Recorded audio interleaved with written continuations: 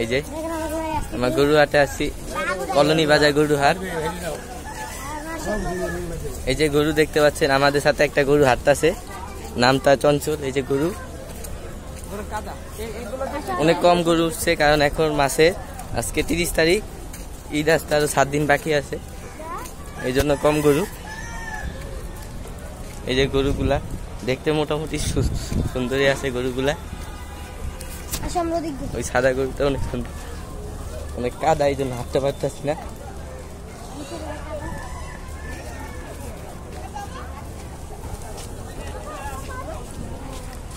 এই চঞ্চল দাঁড়া। এই যে গরু, কালো গরু, ওইদিকে আরো অনেক গরু আছে, কিন্তু কাদার জন্য আমরা যাইতে পারছি না। আমার নতুন নতুন ব্লগ শুরু করছি, আপনি একটু লাইক দিয়ে। এই যে 2টা গরু, দাঁড়ান না, আপনি ভিডিও করুন। এই যে গরু, ওই যে আরো গরু আছে।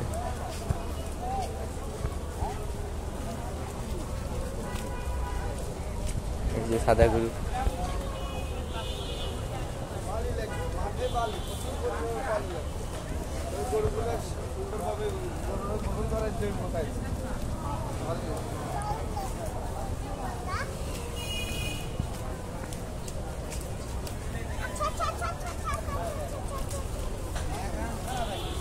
এদিকে সাবধানে যাইছ অঞ্চল, ওদিক দেয়, ওদিক দেয়, ভয় লাগে আর কেমন ভিয়ে যাইস, লাতি দেয়া যদি পাইছেন।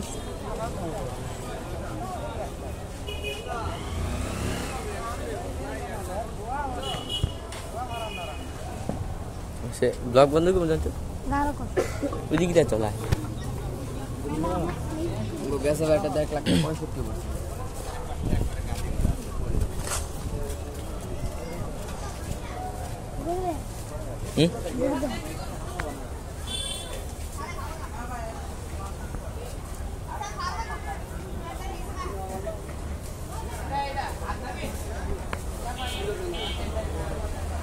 দিক দে, দিক দে কে চল।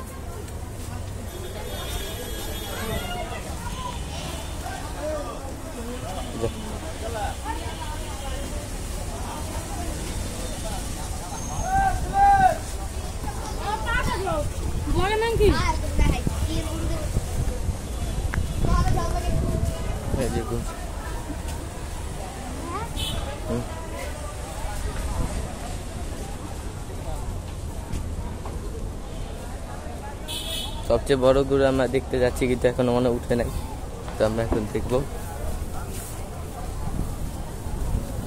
অনেক সস্তা ব্লগার না চঞ্চল।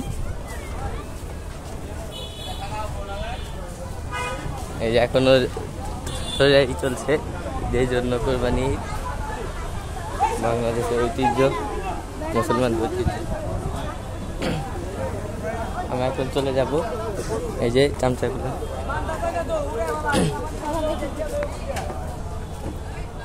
এটা এখন আমরা ইউটিউবে আপলোড দিব ভিডিওটা।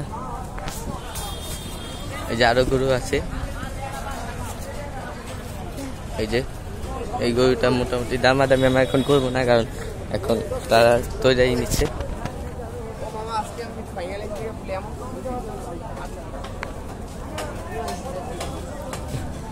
মোবাইল ভেঙে নিচ্ছে। এই যে একটা বড় গরু দেখতে পাচ্ছি, এই গরুটা অনেক সুন্দর, কালো কালার, অনেক কাদা।